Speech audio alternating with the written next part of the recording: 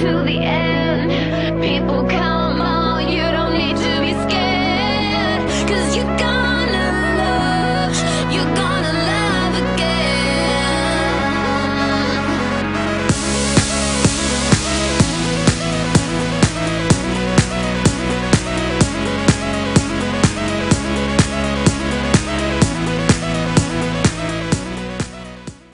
Hello and welcome to another exciting episode of the Heather Riffett Show Season 10.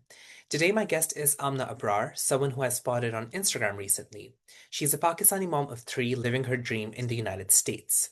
What really drew me to interviewing Amna for my show was the fact that she represented Pakistan effortlessly through the language of food.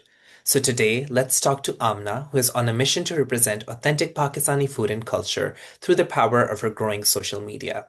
Welcome, Amna, to the show. Thank you so much, Heather. Of I really course. appreciate it.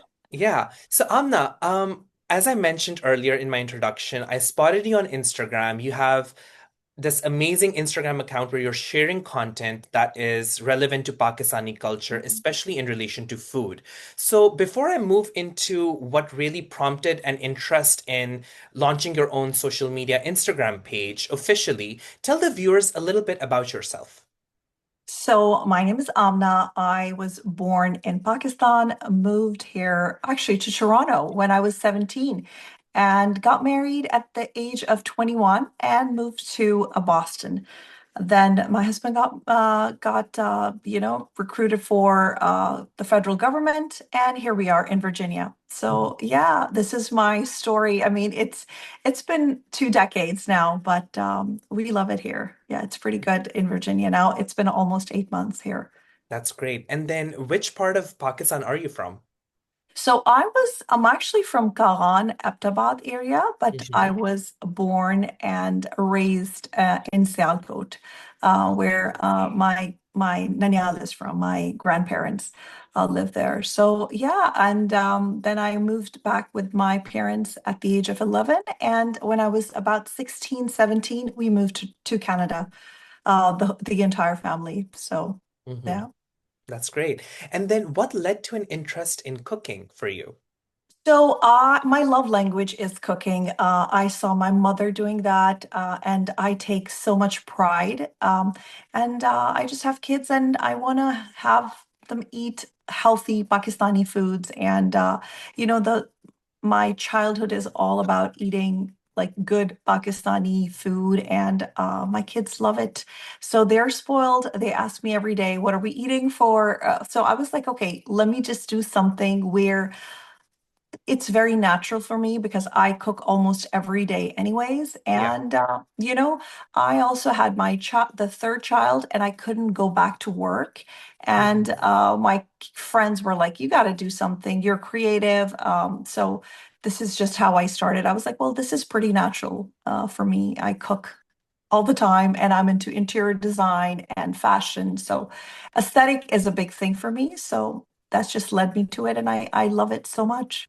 Yeah, I think the aesthetic part is really prominent in your videos, and I really enjoy the vibe, the warmth that you get from Yeah. it just feels like we're like in your home. So it Oh, just that's feels kind of like awesome. that. So that's really good. So prior to this, what were you doing professionally? You said So, interior design and fashion, correct? yeah, so I went to school for interior design, then decided to also get a business degree, and then didn't do interior design at all and just started working in HR. So I did HR for 8 to 10 years. And then just we had our third, and then COVID hit, and everything was just, our whole entire perspective in life changed, right? Like it was hard to just go out, and I'm one of those I mean, we are fortunate enough to have the luxury where I don't have to go to work, right? So I was like, if I can stay home and also take care of my family, and I've been working since I was 17, so I'm like, I gotta do something or I'm gonna lose it. So this is just it came natural, and I started with fashion interior design, and that is why it's my channel is called Handy Mama of Three, because I'm really handy. So I'm changing chandeliers, floors, painting, you name it, I do it. So that's just Yeah. it led me to do. And then cooking it's something I do all the time, Mhm. and I enjoy it very much. Yeah, that's great. And then what motivated you to start creating this kind of content on Instagram? What was the strategy that you had in mind, or did you just come into this very naturally on its own? It really was very natural. I promised myself that I'm gonna like add videos almost every day or 5 times a day. And Yeah. it could be about, you know, storage or interior design or just fashion, anything. And Mhm. I felt like my audience enjoyed my food content more. And we eat all sorts of food, right? Like it could be Italian to Korean to Japanese. So I was baking and doing everything. And I just started enjoying the aesthetic part of it. Like to be quite honest, I enjoy editing more than creating. And it's just so recent because I'm a people person. I enjoy talking to people, and I felt like talking to my audience was so natural to me. In fact, I actually just started doing that about 4 to 5 months ago. Before it Yeah. was mostly just aesthetic videos about food. I see. I see. And I know that you mentioned editing and everything related to behind the scenes, but who actually handles the production side of these videos, or is it just you kind of like single-handedly managing it on your own? It's all me. I Wow. love it. I am such a type A person that I don't think I could ever have anyone do it. I mean, I would hate, I'm sure my son who is almost 17 tries to help me and I'm like, you know what? You do your thing. I'm gonna do my own. So Yeah. I enjoy it very much. So I do everything. And it's such a interesting thing where your brain is learning new things and I just enjoy it's all me. I didn't see anyone do it because I follow content creators only to appreciate their work, but not to learn from them because I feel like it will take away from my own natural what I like or how I do things. And I'm not saying I am an absolute perfection, but it's just my way. I have been doing these videos and editing them, since day one. I can actually relate to that because my show is also a one-man show. There's no Yeah. team, so I handle the production, everything on my own. So people oftentimes ask me that question, like, how do you manage to like hire a team or something? I was like, I don't have a team, you know? Yeah, It's kind of like that. And I'm also very type A because I want specific angles to be right and everything needs to be spot on. And absolutely. it goes to a point where it's kind of like unbearable, but I can definitely relate to you in Yeah. terms of being a one man person behind Yeah. a project or Yeah. a one woman kind of like doing this on her own. Exactly. Exactly. And it's going to help you learn so many new things. So why not? Definitely, it's definitely a skill set. So I 100%. also want to ask you because the other reason I approached you for this interview, and just so the viewers know this, that this is Amna's first interview, so thank you for Yeah. being part of it. I Oh, so do happy. I will mention here that because I'm from Pakistan, you're from Pakistan, Yeah. whenever I see talented Pakistanis on social media doing good work, I Yeah. always feel so proud and I always feel like they 100%. should be part of my show because that is the best experience that you can get because we are already so underrepresented in the world and it's Yes. not for good reasons. So it's really Yes. good to have that soft power projection, out there from Yeah. Pakistan, and Yeah. that projection should resonate with people across the world, especially those who are Pakistani. So 100%. just want to mention that. So Yeah. also, what is your mission with the kind of content you're creating? Is it mostly representing Pakistani food and culture, or do you wish to go beyond that as well? Well, I don't think really ahead because I'm one of those. If I don't enjoy or if I think ahead, I'm going to start freaking out. Again, this is like a type A thing. I don't want to control, I want to control everything, but I feel like future is, it's in God's hands, Yeah. and whatever comes with it, I am being honest, I'm being genuine with my content, and I literally put out there whatever we eat or whatever. I don't think about what the audience is going to like. I am genuinely doing what brings me joy. So I would love to just keep creating food, and everybody keeps asking me for a cookbook, and I have been reached out by some um, cooking these book companies and Like stuff, like publishers. publishers, correct. And Mhm. I keep stalling, but I think it's time to do that because it does take an effort. And again, I'm a busy mother. Like, I try my best to get done with my work before my children come. So I'm Yeah. just a mother and they don't have to, be like, okay, because when I'm doing my work, I'm very serious. I don't want it to look unprofessional. As you said, we Pakistanis, um, I feel like aesthetic and cleanliness, and it needs to look a certain way. Mm. And as a Pakistani, it's really important to me that we are representing ourselves in the Properly. best, properly. Exactly. Hmm. Hmm. And do you find that this is alluding to my earlier comment and statement that I was making about Pakistan being underrepresented?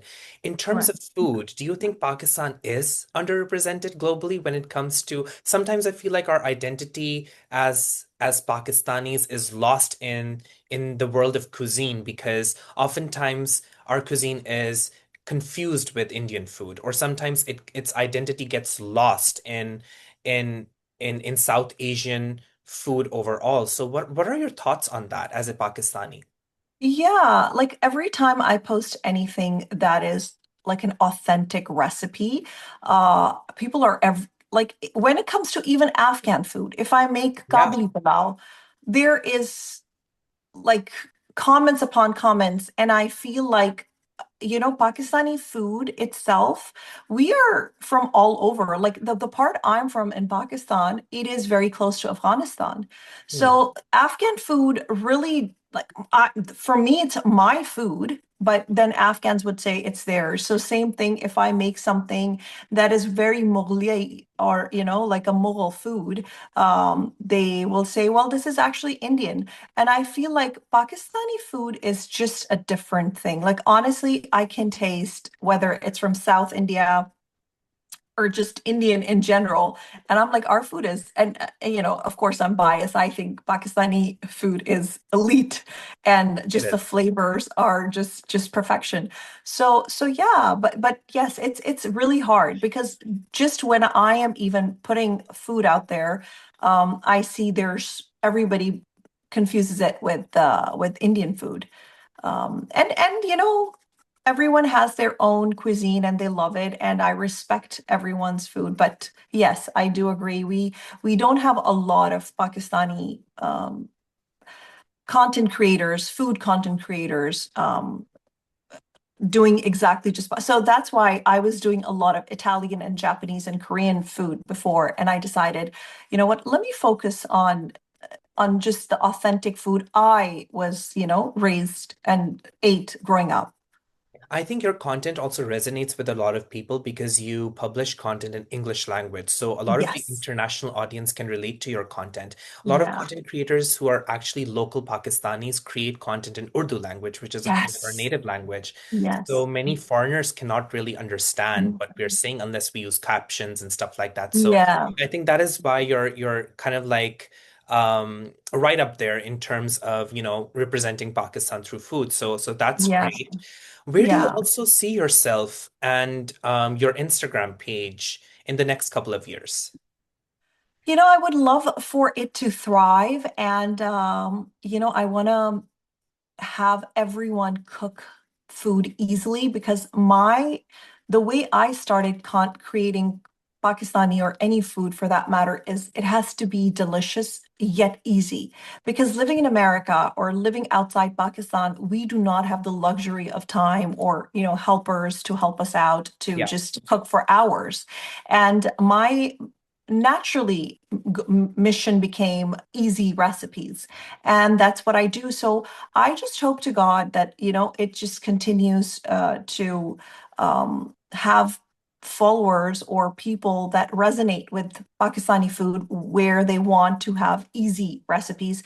And at the same time, you're absolutely right. There are not a lot of Pakistani food content creators that are speaking in English. As a matter of fact, I tried making a couple of them and I got plethora of like messages, please keep it in English. It's already, and because my own children, even though they can understand Urdu, it's a basic Urdu they can understand. Like when you are explaining a recipe, especially kids that are born and raised here, it's easier for them when you speak in English. And I do feel like that might help me get ahead while explain Pakistani food and recipes in English. Yeah. And did you expect so much early success to come to you with your Instagram page because it's gradually growing by the day? Correct. So Correct. did you anticipate that? Was this like a strategic effort or was it something organic that you were just kind of like gaining this kind of exposure? Yeah, you would not believe it. I had my children home one day and they were all over me. And I normally make aesthetic, quiet videos and I don't show myself. And I said, you know what? I can't, this is their house. I can't tell them to just go away or shush, be quiet. And so I naturally started talking on the camera. And so everything that I have done, it has always been organic. I am a collector of like when it comes to kitchen stuff. So when I started my content creation, when it comes to creating food and aesthetic, I just naturally thought this will look good, and I started doing that. And then a few months ago, I don't know, one I just literally woke up and I wanted to create a content focusing quietly, and my kids wouldn't be quiet. And I said, hi guys, this is how you make something. And people loved it. And I get it, right? We all want to be a fly on a wall in anyone's life. We like to know what everyone is doing. So I think having someone look at you or your house and really talk to you, they feel like they're connected to you, like same thing with us, with celebrities. We just feel like we know them Mhm. because we get to see their face and have them speak to us. Yeah, definitely, definitely. That's very important. And Yeah. also, we're Mhm. almost going to conclude, but Yeah. Amna, what guides your success? You know, I am very passionate about work. Like I have a work ethic. There has been years. So I started about 2.5, 3 years ago, and for a year and a half, I was not getting any views. Mm. But you'll be amazed, every other day there would be a video of my hard work. And I always say this to my children as well, that you got to be passionate about something. It is not always about, oh, if it's not working out, oh, I'm such a disappointment, or, you just got to work hard. And I give, or I owe that to my parents. Like we have worked hard when we moved here when I was 17. And I used to go to school, high school, and work full time, and just have been taking care of myself since the age of 17. So you got to be hardworking and passionate about whatever you're doing and never give up. Oh my God, there are some days I'm like, today's not the day. And that happens a lot. That But does. that does. And you just get up and you say, nope, I got it. Mind over matter. You're gonna do it. So Yeah. just have to be passionate. Definitely, definitely. And to conclude, now what piece of advice would you like to give to content creators who are maybe starting their journey? As Yeah. I think many Instagram pages exist, but very few are geared towards creating content that is kind of Mhm. like for the viewers and the world to see. At least the Mhm. purpose is there, you know. Yeah. So what advice would you give to someone who is starting new in this content creation business, which has really Yeah. expanded and exploded in Yeah. recent years? Yeah. Most importantly, don't be embarrassed. Don't be overwhelmed. Don't feel like everyone is judging me.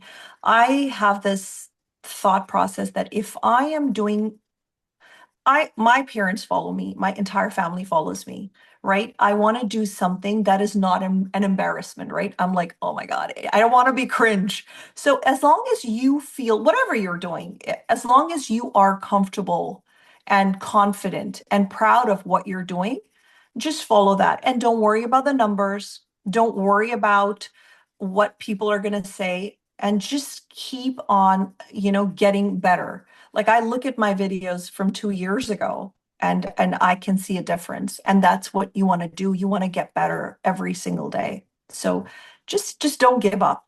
Hmm.